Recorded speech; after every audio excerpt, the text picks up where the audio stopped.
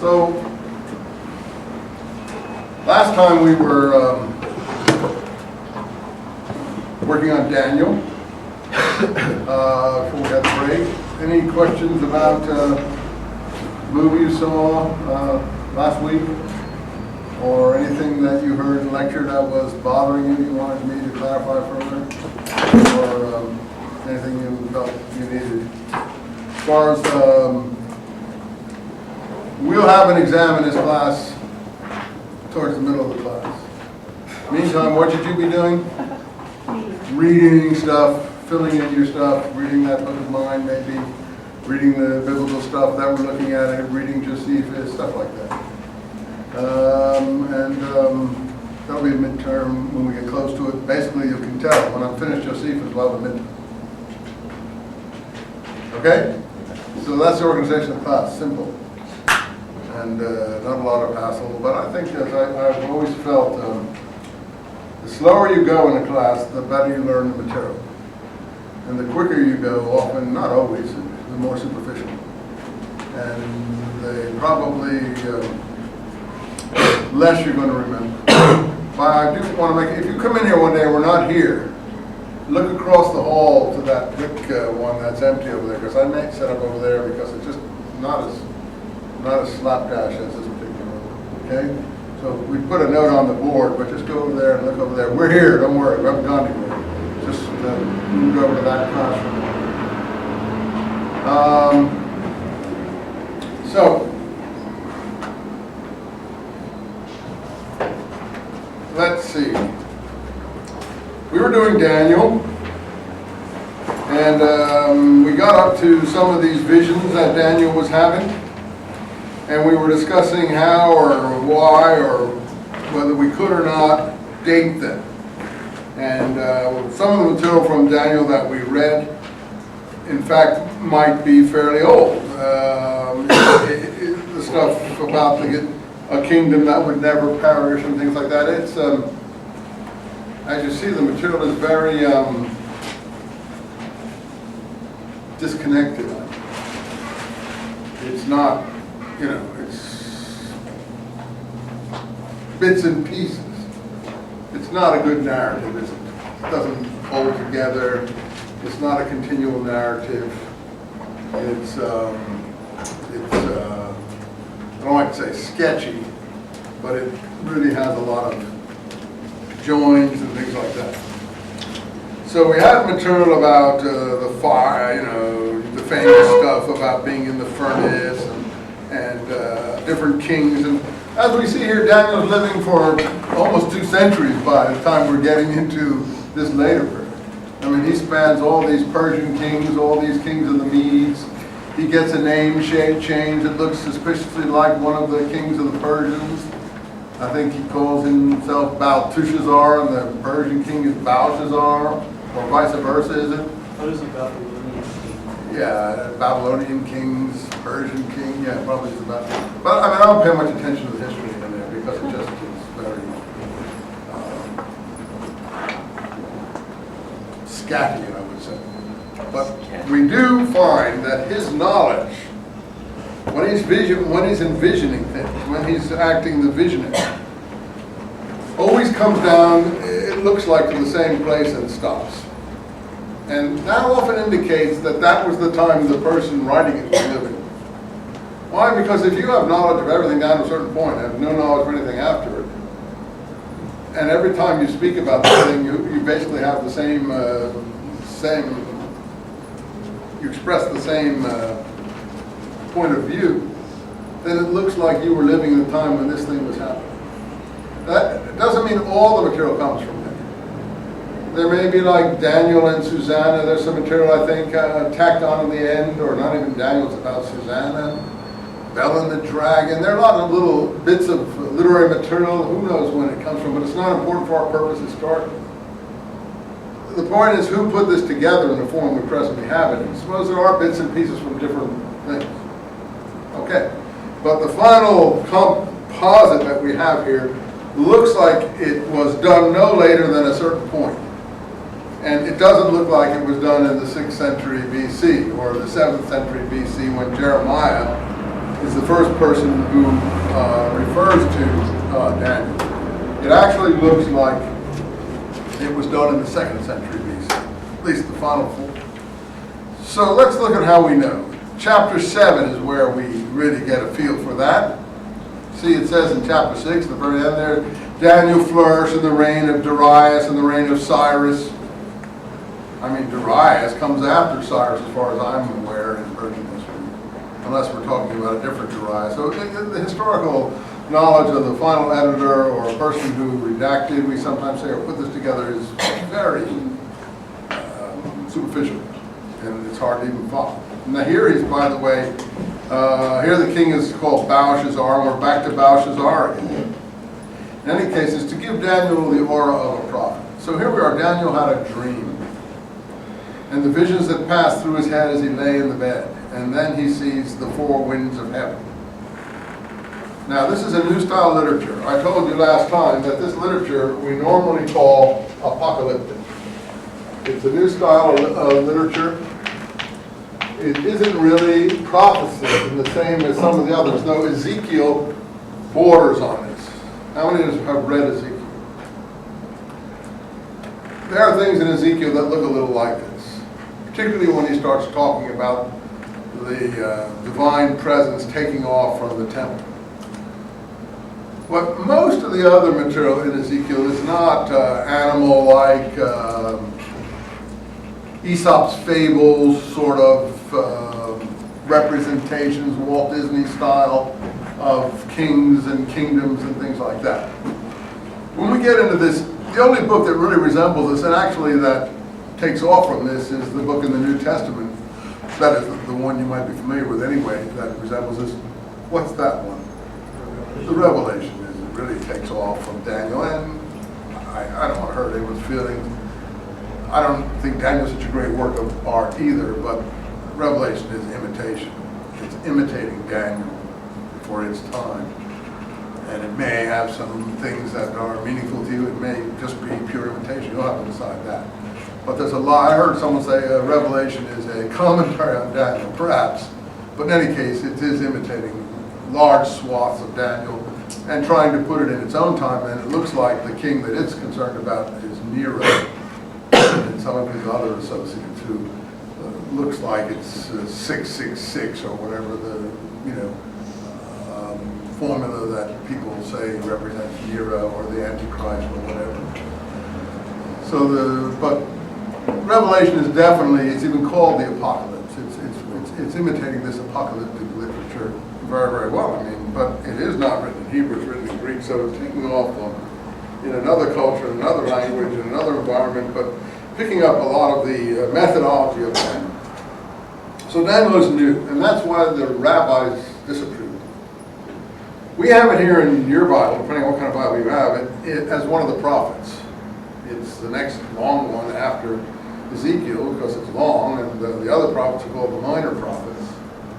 And they're usually in one book of the minor prophets. What are there, about 12 minor prophets or something like that? They're usually systematic numbers like that. But Daniel is an oddball. Where do you put it? Plus, some of it is in Aramaic. The Hebrews or the Jews or the rabbis, and this was after the fall of the temple, put Daniel not under prophets but under writings. They felt that Daniel was not a prophet, that it was a new kind of literature, and it was not the same as a prophetic literature. Now, what characterizes a prophet as opposed to Daniel? I think that a prophet is not just foreseeing the future. It isn't really like the Delphic oracle. It's not really giving predictions about the future. It's trying to make a moral comment about how your behavior in the present, what that will entail for the future. It's a specific kind of thing. We call it prophecy. We don't have a better word for it. It almost always has a moral dimension to it, doesn't it? So if you look at the prophets, you're going to get this because you did that. You're going to catch hell because you did such and such, such and such. Because you burned this people with iron and beat them down with sledges. I think it's Amos talking, so for 3 crimes and for 4 I will not repent, or something like that, and this is what's going to happen to you. The same in Amos, the same in Hosea, the same in first part of Isaiah. Those prophets have a very strong moral, but also certain actions in the present will entail certain destructive or positive result in the future. And since they don't really seem to have a clear view of the afterlife, they're not talking about your reward in the heaven. Their view of the world is that you're going to be punished in this world. Your offspring will be punished. Your country will be punished. Your family will be punished. You may be punished for things that you did in this world. You'll suffer again in this world. Because they don't have this. There is no idea in any of the prophets clearly stated, and Daniel's the first one that has it too, of an afterlife or heaven and hell, if you want to call it that, or punishment in another domain. Yeah. Didn't David have some? Well, we're not talking about David. We're talking about the prophets. But you said that Daniel was the first one. First prophet. I don't know. David. I don't know who David is. We're talking about the Psalms, I imagine, and that's another question, whether there's any clearly defined presentation in the Psalms. You'd have to go through each Psalm and argue the passage clearly, but it's not clearly defined. But it is true that the first book that there is really is clearly defined. I mean, they have an idea of the underworld, Sheol, going down into darkness, but they don't have anything about, Ezekiel speaks about resurrection, if you want to call it that, but it's in this world. Those folks are going to rise up a vast and immense army and beat the heck out of all the people coming into Palestine. All the foreign armies that are invading Palestine. You're not talking about some heavenly paradise like the Muslims are talking about. Skip Christianity because most of you would be Christian background, a few of you would be Muslim in the room, so I can talk easier about Islam without hurting people's feelings. But anyway, you'd have to look in the Psalms. What about like Moses? Wasn't he a prophet? Yeah, well, he didn't talk about anything to do with afterlife. Well, there's that prophecy in Deuteronomy 18 where he talks about like the prophet that's coming, Yeah, true prophet will come, but he doesn't speak about anything to do with the afterlife. Yeah, but again, Deuteronomy is a very questionable book. In most people, well, all books are questioned by scholars. But I mean, how much Moses has to do with Deuteronomy would be an open question in the scholarly view of it. But doesn't matter. Look, I see you guys are interested in this particular issue, so I'll stay a little bit on it. Take the book of Job, which is a very late book. It's considered to be something written under Greco-Hellenistic influence, probably written in the 5th century BC at the earliest. And it's, forget Job was another character like Daniel, one of these primordial, impressive beings who people like to write under. That's why we have a pseudepigrapha. But this story is about Job, and Job, it's a philosophical text like Socrates and Plato. It's in the form of a dialogue like Socrates and Plato. It's very much influenced by Greek literature. It is dealing with philosophical questions that you would get in Greek philosophical discussion. And basically, as I said, it's a Platonic dialogue from more of a cynical point of view. In other words, basically, Job is saying, look, everybody suffers. Of course, Ecclesiastes is even more so like that, There's nothing, how does it go? There's nothing new under the sun. How does that go? That one famous passage, what? It's all vanity. It's all vanity, vanity, vanity. And the sun also, so that's terrible, that's even more cynical. But I guess Job is more like Stoicism. These are books that are much later, and rabbis put them under writings because they don't consider them very holy. They consider them literature, not holy books. They put Daniel in the same place as literature. Let me finish, okay? Not a holy book. And in Job Job is asking a question. Look, this guy is suffering. Everything's taken away from him. He's a righteous man. Where is his reward for his righteousness? All you do is lay on this guy's suffering. You know, you take everything away, destroy his family, and he was a faithful person, and he did good works all his life, and this is how you treat it. And in fact, Job doesn't have an answer to it. The answer is very, very simple. Well, you suffer in this world, and you're going to be rewarded in the world to come. The reason Job doesn't have an answer to it is he doesn't know the doctrine of the afterlife yet.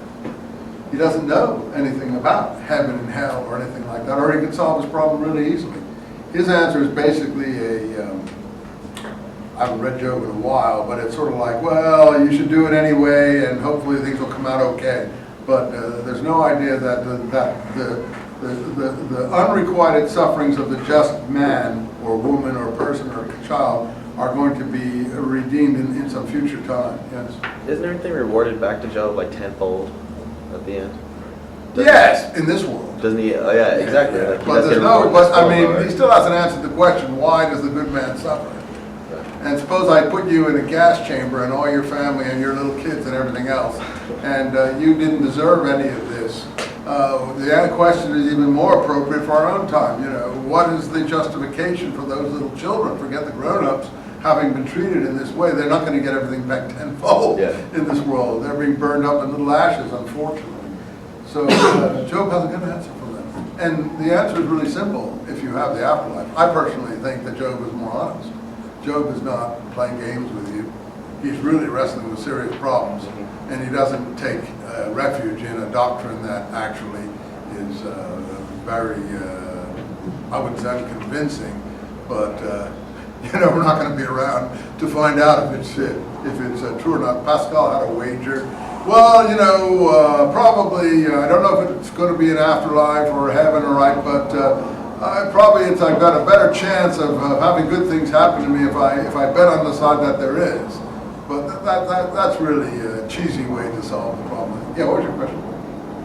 Oh, there are some people that believe that Job was written after Abraham, but before, I'm sorry. Who are Abraham these was people? beaten. Well, I don't know who did I just told you when they thought Job is written. Well, It's written in all scholars. I don't know about people in churches or synagogues or mosques or other Buddhist temples.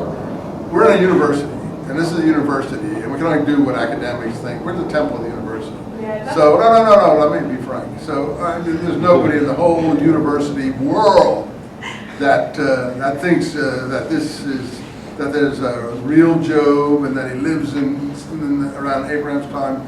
They try to figure out when it was written, and from the internal evidence, as I told you, the conclusion is earliest 5th century BC in the Greek period under the influence of Greek Hellenistic philosophy. Right. And my question is, in light of that, why do you think that anybody would put it in that time frame? They don't. They're trying to make believe it's.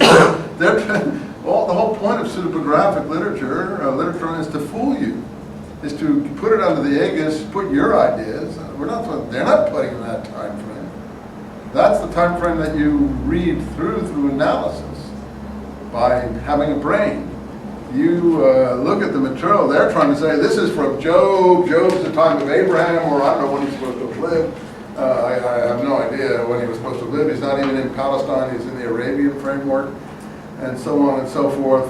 Some of his place names are pretty accurate in terms of Arabia. He mentions, those who know Arabia, the oasis at Taima. He knows some good. This is a book written outside of Palestine by people living probably in northern Arabia, Jews who had gone there sometime. But it's scholars who make the determination on the basis of the subject matter, the style, the appearance, the form, what the influences are. They're not. This is not what the writer wants you to think. The writer wants you to believe him. The writer of Daniel wants you to think it's Daniel writing it. Enoch, that's the best one like that. Enoch is in the style of Daniel. Writer of Enoch wants you to think Enoch, who is one of the primordial beings before Abraham, who was taken up to heaven alive, therefore he fascinates people in his prayer, that Enoch wrote the book of Enoch. Oh, well, no scholar in any university from California to Japan would think that Enoch wrote Enoch. They don't even think Moses wrote Moses. They don't even think Matthew wrote Matthew, Mark wrote Mark, John wrote. The scholars are just like cynics. But there's more likelihood that someone called Mark had something to do with the Gospel of Mark than some of these other things that I'm telling you about. They do, and I think it is true. I do think Amos wrote Amos, and I don't think there's much question about that. There's no intent to fool you with those prophets. I do think that Hosea wrote Hosea. I do think part of the Isaiah book, not all of it, because there's 3 parts at least in that book, were written by Isaiah. I do think Jeremiah wrote large parts of Jeremiah. I do think, you can make Ezekiel definitely wrote Ezekiel, except maybe for the last 10 chapters about the reconstructed temple. I mean, you can make determinations. You just have to use your brain. It's not hard. Once you start thinking and looking at stuff carefully, well, could this have been written by this person? Did this person write this? I gotta go on. Okay, so I was just telling you why the rabbis do think that this is really not a holy book in that sense. Now, on the other side of it, they really felt that this was a troublemaking book. That it was this kind of literature that encouraged groups like the Dead Sea Scrolls, and Daniel is highly valued in the Dead Sea Scrolls. And many of Daniel's ideas permeate the Dead Sea Scrolls. So that's going to be important for us. That's why I'm reading Daniel as a background for the Dead Sea Scrolls. The book is found there in multiple copies.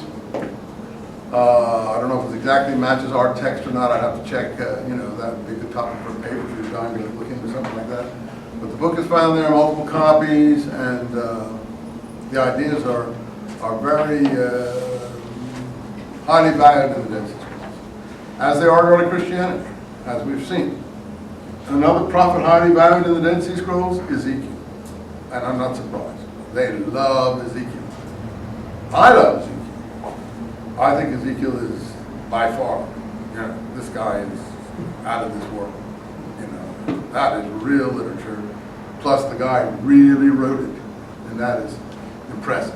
Not someone trying to fool you with someone else's name, like Plato writes under Socrates' name or something. The guy really wrote it. And it's a mind-blowing piece of literature. So there is stuff in the Hebrew Old Testament that I do think, I'm not trying to poo-poo everything by all means, it's really mind-blowing. Now, as far as the Psalms, some may go back to David, no one has any idea. But most of that stuff looks like it was the song book, the official song book of the first temple, or something related to it. In other words, the kind of songs that were sung in the first temple. It's just like in Greek literature, Orpheus is the archetypical musician. So in Hebrew literature, because David, in the story about him and Saul and Jonathan, strumming on a musical instrument to calm Saul's nerves, you all know that story. So David becomes the archetypical poet and musician for the Jews, and his name gets attached to many of the Psalms. Whether he wrote those Psalms, I don't know, so I said it. But the Psalms were being used in the temple. I think they had music. I think they sung them. And certainly David didn't write a song, a psalm like, by the waters of Babylon we put down our harps. How could we sing a song of Zion in captivity? May my tongue cleave to the roofs of my mouth if I do not count Zion or whatever it is among my greatest joys. I mean, David didn't write that. That's a very late song. But how do you know? Look at the subject matter. Use your brain. It's obvious when that was written. And is it authentic? Oh yeah, I think it's authentic. I think it was really written by captives who had, been taken into Babylon, and were sitting by the river there, and we're like, my God, this is terrible what has happened here. And our captives are telling us to sing for them. We can't sing for them. We don't feel any joy. Well, that's a beautiful, beautiful song. Anyway, so Daniel is another kind of literature. Look how this last one ends. He's a living God, end of 6. His sovereignty will never be destroyed. His kingship will never end. He saves, sets free, works signs and wonders. Even that very thing there, work signs and wonders. That's going to permeate the whole portrayal of Jesus in the New Testament. The New Testament authors, whatever gospel you're in, are just obsessed with showing Jesus do what? Signs and wonders. And he did this sign, so-and-so, so-and-so. And his first sign that he did in Cana of Galilee, and so on. So they're taking this really seriously. And like, for instance, but for them, signs and wonders are Greco-Roman magic tricks. For the signs and wonders of the Old Testament and the War Scroll and the Dead Sea Scrolls, these are the marvelous victories God wins on behalf of his people. These are not little sort of take a wicked spirit and chuck it into a sheep, or take a woman with a blood flow and stop her blood flowing, or raise someone. That's Hellenistic. All that is from the Hellenistic world. That's never in the Hebrew literatures. How do you know that? We just begin to start to look at it, and you just take a look in the context. What signs and wonders really meant to the Hebrews who wrote this stuff? I'm not saying to the people who wrote the later stuff what it meant to them. So they're intent on showing Jesus doing signs and wonders, but those aren't the signs and wonders that the Dead Sea Scrolls celebrate. That's not what it is. It's not to walk on the waters. That's what Simon Magus can do. It's not walking on the waters. It's not not that I think anybody ever walked on the waters anyway, but it's not those kind of things. It's marvelous victories like parting of the Red Sea, even though I'm not sure how that occurred, drowning chariots, Pharaoh's chariots, those kind of signs and wonders, big time signs and wonders. The escape of the whole Hebrew people from Egypt, big time signs and wonders, not little personal signs and wonders. And it has nothing to do, I don't think, with personal hygiene. Anyway, that's a different view. We're 1,000 years later, so the signs and wonders 1,000 years like today, what would be a sign and wonder? I don't know, not getting a parking ticket maybe, I'm not sure. Yeah. What do you make of Elijah and some of the stuff? Well, yeah, I'm not sure that he was, it says that is he doing signs and wonders? I'm not sure how it puts it, but that's probably a type pattern for the gospel. I mean, they record. Yeah, a lot of the stuff that Elijah does, then Jesus is presented. I mean, I'm not too excited about the Elijah materials personally, because I don't think that those are very impressive, but there are some things he does. But I have to look at each miracle and see what you're talking about. I don't think he, turns water into wine. It's not that kind of thing. He doesn't multiply the loaves and the fishes. Well, he has some stuff. What does he do? Give me one about that. As far as... he maybe resurrects somebody. When he resurrects someone, he has fills the lady's oil jar or something like that. He fills oil jars? Reproduce. Really? Well, that's about the only one similar to the New And also Testament. barrel of oil. Which one? Give me another one. There was another one of the miracles where he goes in and he asks a lady for some food, and she said, well, me and my son, we're going to die. We've only got enough for one more meal, and then we're going to die. Really? That's one? I have to see that one. I I want to see that one. Find me that and read it to me if you can. I'd like to see that one. I don't remember that one. It may be there. I don't doubt that it is. But, most of the prophets, as I say, the written prophets, Elijah is not a written prophet. When you get into the written prophets, like here Daniel and Isaiah speaks about signs and wonders, I think.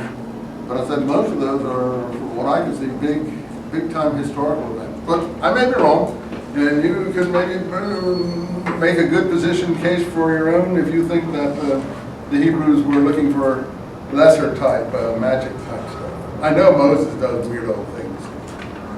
Turns snakes into sticks and picks up sticks and turns them back into snakes, or knocks rocks and water comes out. But I think those are the least impressive parts of the Moses story. Where he puts his hand in and it's leprous and he takes it out and it's not leprous, stuff like that. There are about 4 or 5 things Moses does like that. But I think that's the folk imagination working on the material, and I frankly think that is not what would recommend the Moses story to not someone like me, maybe you. I don't think it's what we feel is impressive about Moses in the modern age. I think the important thing with the Moses story is national liberation of a people. leading a people out from slavery to freedom. I think that's what the Moses story is about. If the author thinks she's got to throw in a few signs so that the people will follow him, perhaps. Anyway, let's go on. So signs and wonders, that's a good point. He worked signs and wonders. He saved Daniel from death. That's a sign, okay. Any case. The first year of Belshazzar, Daniel had a dream. So that last thing does announce a kingdom of heaven, if you like, a kingdom that's never going to end. So we already are in the background of the New Testament, and to some extent the Dead Sea Scrolls. So we read this. There were 4 winds of heaven, and there was first was a lion with eagle's wings. Usually that's considered to be Babylon, the winged lion of Babylon. The wings were torn off and thrown to the ground. The second beast I saw was different. It was a bear. That's considered to be the Medes with 3 kings, the 3 ribs, and then eat quantities of flesh. And then I looked and saw another beast, and that was a leopard. That's considered to be Persia with 4 wings, the 4 great kings of Persia, Cyrus, Xerxes, Artaxerxes, and Darius, I think. I don't think I have the right order. And so we're already down to the time of the Bible Marathon, because that's one of them. Xerxes, I think, is the one that's in the map. That's in the 480s or 90s BC, so we're already down into the 5th century. And then finally, this terrifying beast with great iron teeth and trampled underfoot everything else, and with 10 horns. And that is considered to be Alexander the Great. And the 10 horns are the one kingdom that breaks off from Alexander the Great in the Middle East, the one they're familiar with, the Seleucid kingdom. I mentioned this kind of stuff last time. I drew you a map, I believe, but the Seleucids, did we draw a map on in here? I don't know if we did. Here's Greece, Mediterranean. So basically the Seleucids would be here in Syria. So one of the kingdoms would be here, another kingdom would be mainland here, and then the other kingdom would be down here, Ptolemies in Egypt. These are all Alexander's generals. There's going to be some movies coming up on Alexander in the next six months. You might find them interesting. This is named after the general Seleucus. The Ptolemy is named after the general Ptolemy. And they were, if you like, companions of Alexander. Josephus will have all this material for you. He starts the same place with the coming of Alexander. Everyone starts in the same place with the coming of Alexander. 333 BC, easy date. And when he dies unexpectedly in 323, his kingdom is broken up into 4 parts. And usually that's the 4 winds, kingdoms of the 4 winds. Anyway, this terrifying beast crushed everything and all the previous beasts, and it had 10 horns, the 10 Seleucid kings, down to the last Seleucid king that this book is interested in. The last Seleucid king, of course, is the one that the Jews are really interested in, the one around whom the Hanukkah celebrations are organized, Antiochus or Antiochus Epiphanes. And he would be the 11th horn. I looked, I saw all these horns, and another horn sprouting among them, a little one. And 3 of the original horns were pulled out by the roots. Obviously, he knows a lot about this period, this writer. So that's what I mean. He's focusing in now. Everything else he's just sketching for us quickly. As you would just, like I just did, sketch. He covers 300 or 400 years of history, like a few brush strokes, a few animals. And now he's zooming in like the camera would do. So this is the period we think he knows most about. And it had human eyes and a mouth full of boasts. The Maccabee books are going to describe him in similar ways, the mouth full of boasts. Antiochus Epiphanes. And I say, how do you know that? You're just imagining that. Well, he's going to say it in a couple of chapters further along. He's actually going to say that that's what it is. The writer's going to tell you, but the people who don't tell you, well, see, the people who read Daniel on the television evangelicals or someplace, they like to tell you the weird images, but they don't tell you the interpretation of the book. Because then they would have nothing to preach about, and their people would turn their program off. because nobody cares about Alexander the Great anymore. They want to hear about Mao Zedong or, Boris Yeltsin or what's his name? EUBL. He should be in here someplace. No, I don't think he's worthy of note yet. And so on. But the person who always works on this material likes to apply to their own time. And I'm sure that was done all the time. So, okay. Now, we haven't proved that this is what it is. But you see, you will agree that this is the writer is really interested now, right? He's zeroed in. Will everyone agree on that? He really cares about this. So all what came before is really not something that he's personally either too interested or familiar with. Thrones were set in place. This is the famous passage. One of great age took his seat, and his robe was white as snow. This is what Revelation picks up here. Hair on his head was pure as wool. The throne was a blaze of flames. That comes from Ezekiel's chariot and the throne of God. But he actually depicts God, which is weird, because Jews theoretically were not supposed to be depicting God. You see 1,000 waited out on him. That's the wheel angels from Ezekiel. How many have read Ezekiel in the chariot image? Well, so you're familiar, that's what's this fellow is familiar with that. And 10,000 times 10,000 stood before him, and a court was open, the books were open, and that's, of course, in Revelation type of presentation. And the great things the horn were saying. You see, he's heard this horn saying this stuff, this writer. He doesn't. Does this writer like the horn? He hates it. He hates it. Does he revel when he's destroyed? Yeah, he really is. He hates the horn. And as I watched, the beast was killed, and its body destroyed and committed to the flames. And the other beasts were deprived of their power, but received a lease on life for a season and a time.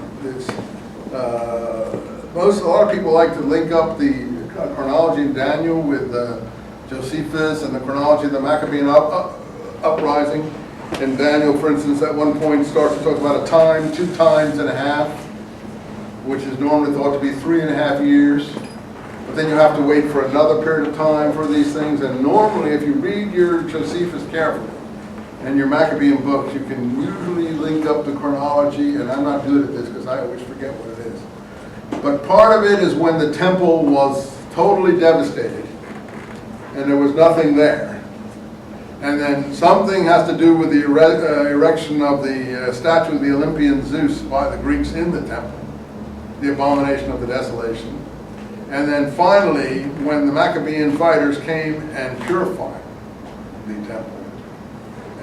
But what happened after that, the writer doesn't know. He doesn't, for instance, know that the leader of the Maccabean fighters is killed. Or at least he doesn't put it in his book here. So anyway, let's move on. I don't want to get ahead of ourselves. So, I gazed into the vision of the night, and of course this is the most famous passage in Daniel because the New Testament is very interested in this passage. And it becomes extremely important for Christian theology ever after. And I saw coming on the clouds of heaven one who looked like a man. I told you last time, Ben Adam means man. Then he came to the one of great age, God, and was led into his presence, and God conferred on him power, sovereignty, glory, kingship, and men of all nations, languages. Sovereignty is eternal, which shall never pass away, nor will his empire ever be destroyed. So this is the great vision of this being who comes on the clouds of heaven, and there are many lines in the Gospels that evoke this. You will see the Son of Man coming on the clouds of heaven, and so on and so forth. The only problem, as I've told you, is the switch of the for an up.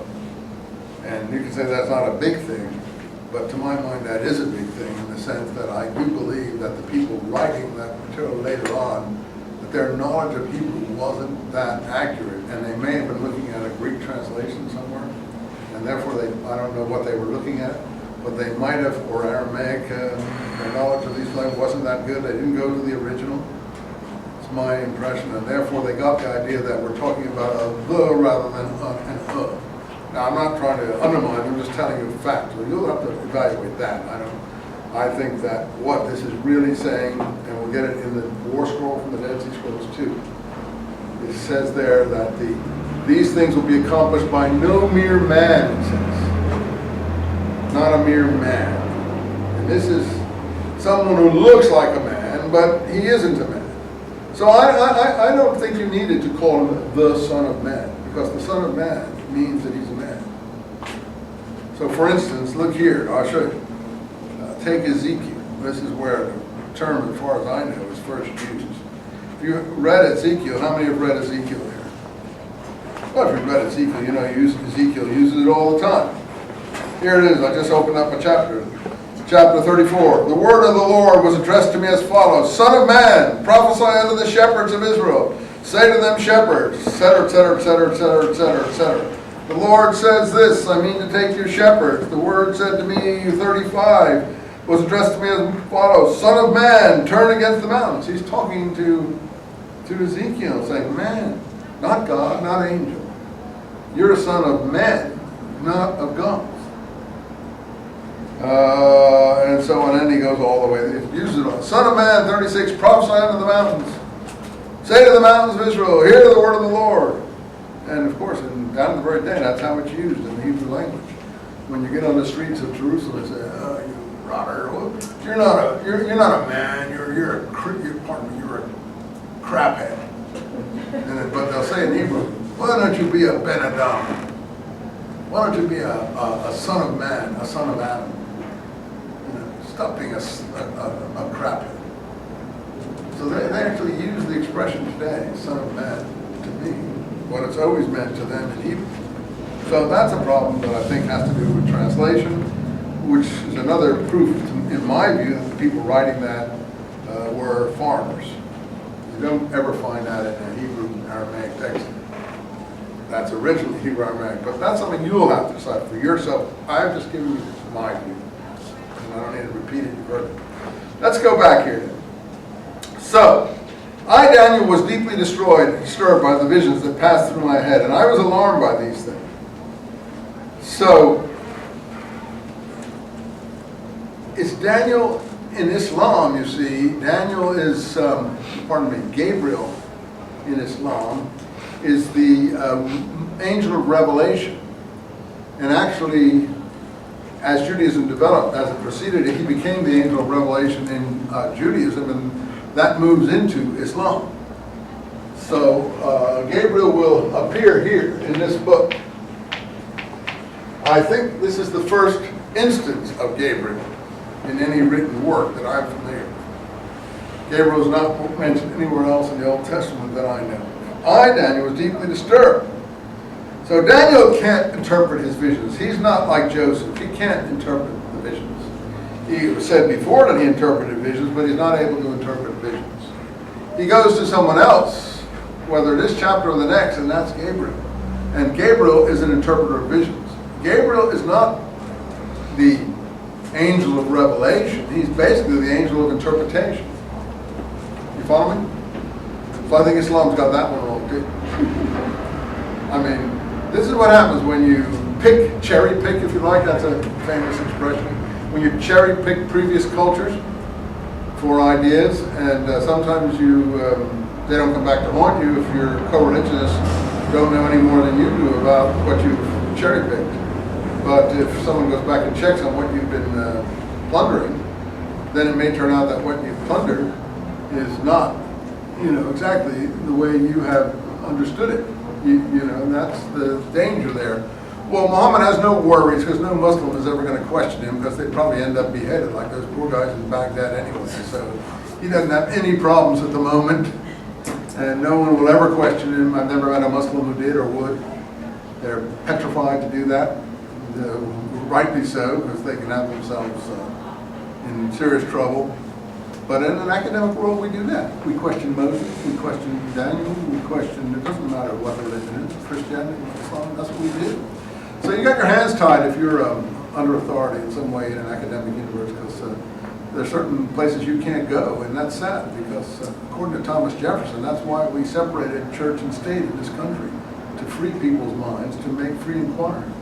Because Thomas Jefferson was one of the principal people who believed that men should have their minds free. And that men and women, and that they should be allowed to go any direction they want to without fear. And I agree with that, 1,000,000%. So that's my own personal view, that people should be free. If they agree with finding what they're taught, fine, but they should be free to look into what they have been taught or what their culture has received. And if there's an issue there, now here's a big issue in Islam. Gabriel is not the angel of revelation at this point anyway. He's just interprets visions. Anyway, but you see, Muhammad's never heard of any other angels. So, when the time comes for him to tell where he's getting his visions from, the people, oh, hey, Muhammad, where are you getting these visions from? Well, Angel Gabriel, he's the angel of revelation. Well, in fact, he isn't. But by that time, that was the traditional view, and the traditional view among Jews, I might say. For instance, Michael, what's his traditional? I mean, are any of these angels in the other early parts of the Old Testament? You ever see them in, the angels exist in Genesis, but are they ever named? No. An angel or something came to one point, God actually walks down and talks to Abraham, doesn't he? There's 3 angels that visit him, and then one turns out to be God when they're negotiating about Sodom and Gomorrah, aren't they? How many have read that passage? It's in Genesis. So one of them turns out to be God.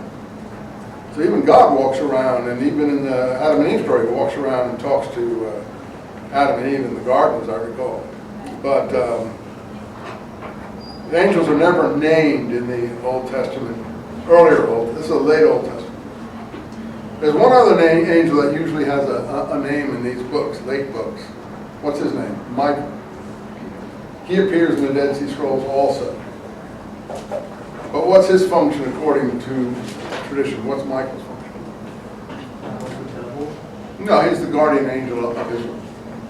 He's the guardian. He fights Israel's battles for her. And that will come in the Dead Sea Scrolls. Michael will lead some battles in the Dead Sea Scrolls. Gabriel doesn't do any fighting as far as I'm aware. But Michael is the big, got the sword. He's ready to go. So, but this is very late. That's late stuff. Anyway, as far as I'm aware, unless you tell me otherwise, Gabriel has never appeared in any book till now. A last point, if you look at the book of Enoch, which we're not looking at in this class, but if you have time, you want to do extra work, Enoch is a great parallel work to look at. The only problem is Enoch has a lot of additions, and there's no final text that everyone agrees on. Some of it was found in Ethiopia, some of it may have been found in Syriac monasteries, some of it may have been found some other place hidden away in outlying regions, but there was never a Hebrew text. In the Dead Sea Scrolls, we now have a Hebrew text, and many of the materials that we presently have in our Enoch don't exist in the Dead Sea Scrolls. Some of them do. And there's a whole, by the way, scholarly work on the book of Enoch by someone who worked on the Dead Sea Scrolls. So you can look that up if you want. So Enoch is another book. You'll find it in collections of what's called Apocrypha, which means extra books in the Catholic Bible over the Protestant Jewish Bible, and Pseudepigrapha, writings under a false pen name, we've been discussing it, of the Old Testament. A guy called R.A. Charles did that back in the latter part of the 1800s, early 1900s, I think. Collected all the books that were then known that didn't get into the Old Testament canon. Enoch is one of those books, yeah. What's the work on Enoch that you're alluding to? It's in the Dead Sea Scrolls. You can look it up on the internet, I'm sure. You can You're saying someone did. some scholarly person from Harvard, who was one of the students, one of the establishment scholars, did a work on Cross? Yeah, Cross, the student's work. May have been Millick, his associate. I forget who did the work on or struck down. Millick has one in the library. Huh? Yeah. Yeah, that'll be a work. But what the main point of that work is to show which parts of Enoch exist at Qumran, the Dead Sea Scrolls, and how they relate to, what we know from other places in Enoch. And so far, there's extra portions in these other works. So these works were in state of flux. They were not in final form, even the time they were put in the caves of the Dead Sea. So anyway. So I approached one, who doesn't name him here, who was standing by and asked him to tell me the truth about what I'd seen. And in reply revealed to me what the things meant. See, he interprets things. Later on, he's going to be called, Gabriel. He's not called Gabriel yet. These four great beasts are the four kings who will rise from the earth. Those who granted sovereignty are the saints of the Most High. Saints of the Most High sounds something familiar to us in terms of Western culture. But don't be deceived.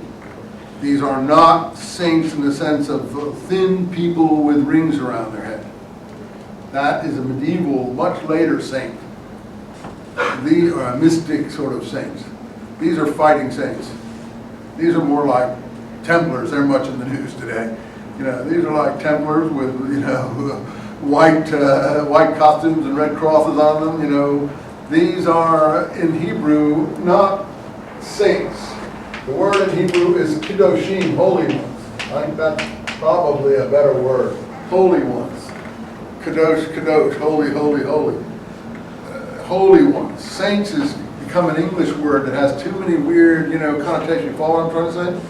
Look, in your mind, when you hear of a saint, you think, something different. These are nasty. These are nasties. These are not people who are going to these are more like Bin Laden's army, if you want. I hate to say that. But these are not saints in the sense that they're full of love and charity. These are tough saints. Tough love. Right. So I just want you to get that. So that's see, this army of the saints of the Most High and the kingdom will be theirs forever and ever. So he doesn't know what's going to happen to this army, but it looks like this is Judas Maccabee's army. But he has grand visions for them. I don't think that that's going to happen. In any case, then I asked to know the truth about the fourth beast, different from all the rest: iron teeth, bronze claws, eating, crushing, trampling. The truth about the 10 horns, the other horns, sprouting, the 3 original horns. Why the horn? See, he's very interested again in this period, right? And the one full of bows, and why it made such a great show of the other horns. And this was the horn I had watched making war on the saints. So he says that I watched it. I saw the war. I saw the war of the holy ones against this horrible creep. The freedom fighters against this creep. I saw this.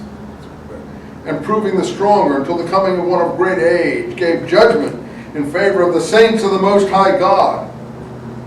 When the sign for the saints came to take over the kingdom, the fourth beast is to be a fourth kingdom on earth, different from all the other kingdoms. It will devour the whole earth, trample on her foot, etc., etc. And repeats it again. The 10 horns will rise 10 kings, so we know the horns are supposed to be kings. And then he will harass the saints of the Most High, and he will consider changing the seasons and the law. That's Antiochus Epiphanes for sure. He wants to abolish the Jewish law. And I have to tell you, Paul does likewise. In his time, you could, well, Jesus did too. No, see, I don't attribute everything to Paul to Jesus until it's proven. Because unfortunately, Jesus didn't leave any written works that we can verify. And the only things we have are written by, I don't want to say that the guy in Texas wrote those letters about Bush's draft record. They say, oh, well, it was the right spirit. He had the right spirit. That guy didn't like Bush. He could have, well, maybe so. But I don't know if that guy wrote that stuff, and I'm sure he did. The point is, these guys are writing about Jesus, but none of them probably are very much eyewitnesses to the events in question. So they're supposed to be. That's what the four Gospels. They're supposed to be, but whether they are is something we'd have to argue very seriously in the historical Jesus class. We don't have time here. But I must say that, you see, one thing that I think has to be wrestled with. You see, these people are upset. These people think it's a terrible thing. Someone would consider changing the seasons and the laws. The law of Moses reigned supreme for them. And all their celebration of the different holidays that we just had in the Jewish calendar, Rosh Hashanah, if you want to call it that, and other ones. In fact, Paul actually says something about this in Galatians that shows that he's not of that mindset. And he's actually very, I hate to say it, he's very nasty. It can be very nasty when you cross in chapter 4 of Galatians. Chastising his communities. You were adopted sons, he says in chapter 4:6, and you called him Abba, and he made you an heir, and you were ignorant of God, and you were enslaved to other gods. We're not really gods, but how can you want to go back to these things and become slaves again? You and your special days, months, seasons, years. You make me feel that I have wasted my time with you. Now you could say that he's talking about Gentile months, season, years, but I think if you look at it carefully, he's really arguing about those who want to go back under the Mosaic law and the Mosaic seasons, years. These are the people he's most worried about. So he actually says later on, he calls them at one point, this is a bad translation, I have the actual Greek here, he calls them beggarly elements. He says these beggarly elements of seasons and years. So you see, he's totally against the spirit as we have it here of the book of Daniel at this moment. So, well, things changed by his time. Well, no, these things don't change as far as these people go. I mean, I think they can change, but I'm not the person that is dealing with it. Here it is. I'll read it to you in a very better translation. The translation means anything. Here's 4:10. Now you have known God, and you've been known by God. How can you turn to these weak and beggarly principles to which you again desire to be enslaved? You carefully keep the months and the times and the years. I feel I have wasted my labors with you. So you see, they want to, slavery is always an image for him. And he goes on to talk about Hagar and Sinai and abolish the slave woman, Sinai being the Mosaic Covenant and so on. In the next I read you some of that at one point or told you. But the point of the matter is there he shows that he considers those things very insulting. Those things. I don't keep seasons, days, years, but I certainly wouldn't insult someone else's religion who did and call them beggarly principles, poverty-stricken principles of seasons, times, and years. And you see right here, write this down, Galatians 4:11, if you want a good parallel to see if we're in the same spirit. Here, you see, these people are going to fight to the death, and people consider changing the seasons and the law. Paul even says in Galatians, the law is a curse. Don't take it on yourself. Don't be circumcised.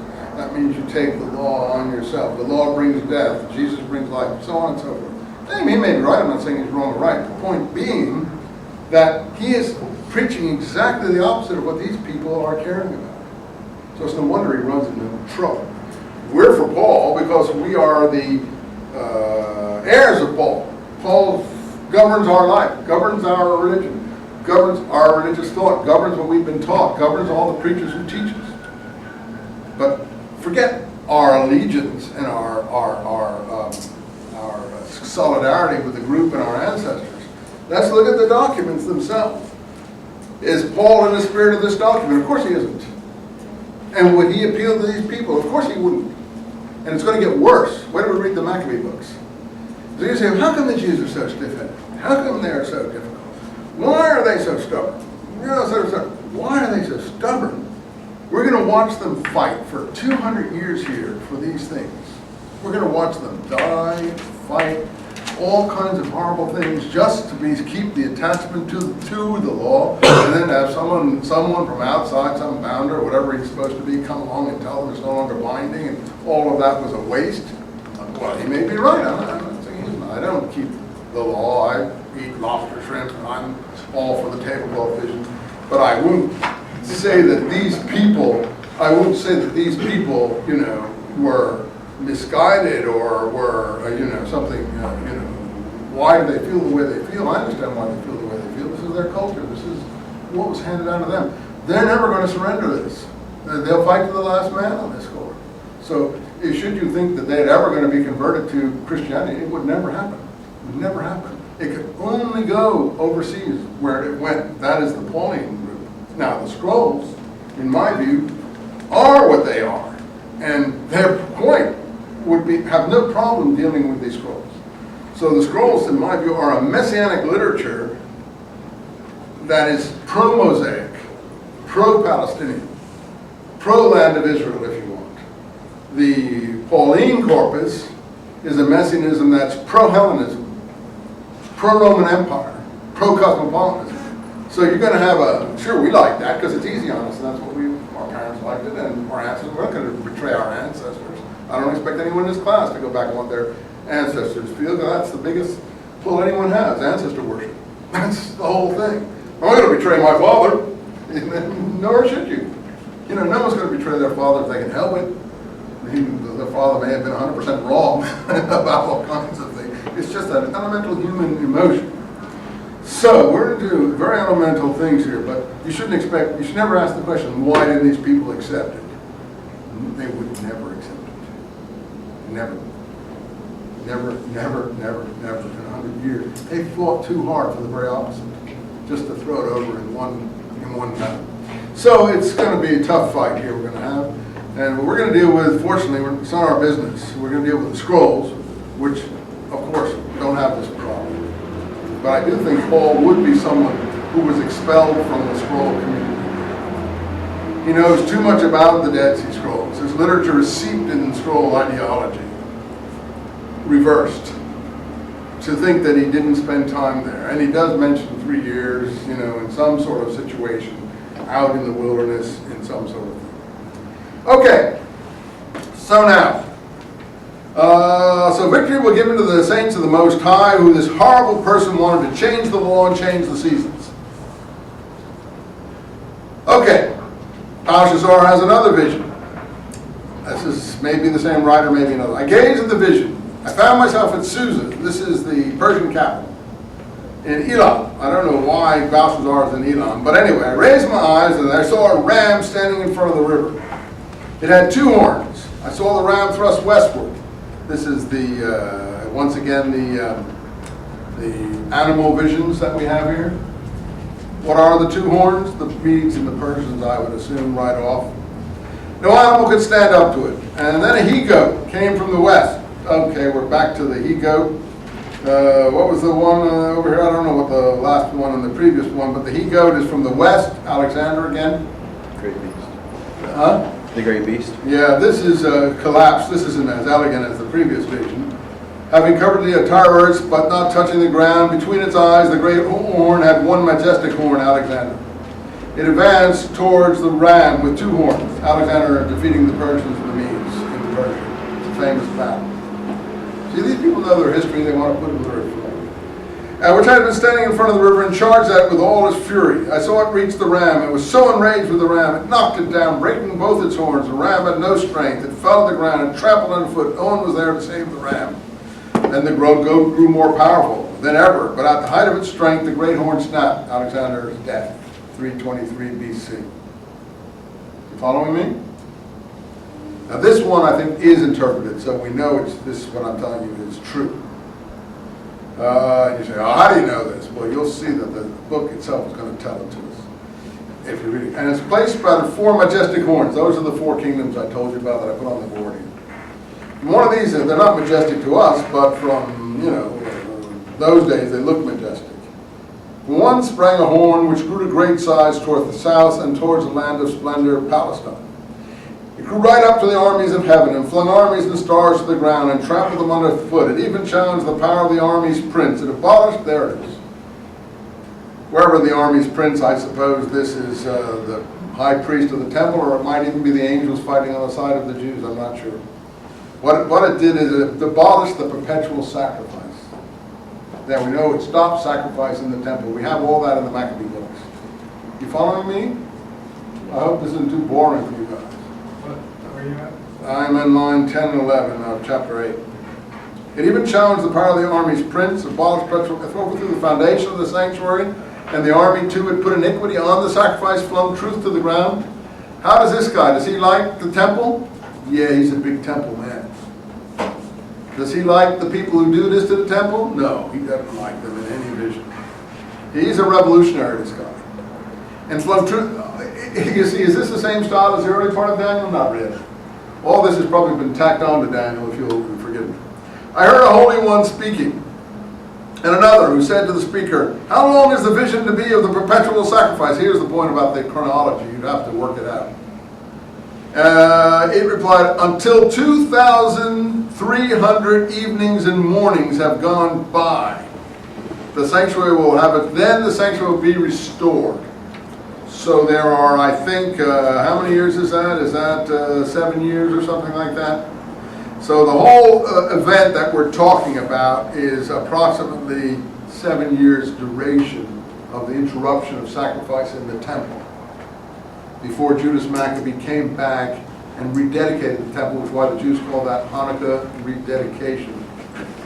I'm not trying to heroicize Judas Maccabee, I'm just trying to state a fact here. So is Antiochus Epiphanes the little horn? Whatever the enemy is, it's always Antiochus Epiphanes here. Is that the little horn, the big horn? I don't know which one it is. 8:9, verse 8:9. Yep, let's see. Chapter 8, verse 9. Yeah, that's him. Okay. As I, Daniel, gazed at the vision, tried to understand it, once again he's confused, right? He can't do it himself.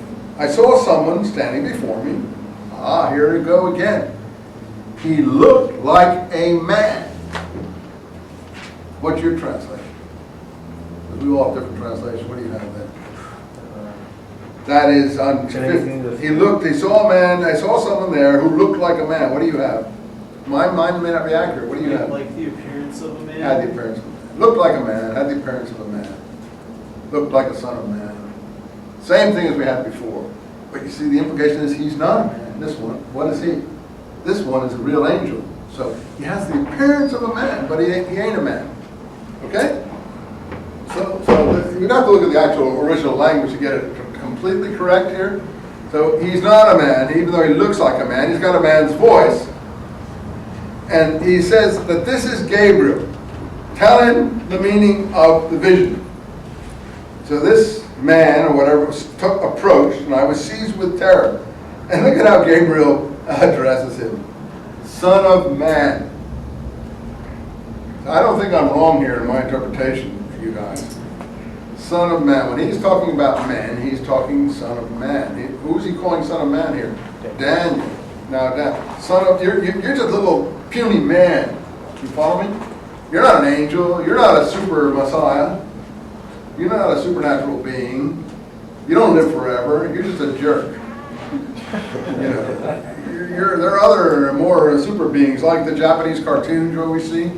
I don't know what the name of half those things are, but they got some crazy beasts and creatures and those things. They fight, they live forever, they do all kinds, throw each other down, do everything. You're just a son of Adam. Adam's line is a very weak one. Son of man, son of Adam is the same. But there it is. I think that's, I rest my case to you guys. Careful reading always trumps doctrine. You can beat anybody in any religious, political discussion if you read carefully. And this is what's going to happen to poor Bush when he deals with Kerry. That Kerry is like a maniac. You know, he's going to pin him down and hold his nose into it. And poor Bush is going to like shake there. I wish Bush wouldn't, I wish would put himself through it. He shouldn't have agreed to the debates. Because this guy Kerry's like, he's got the bit in his teeth.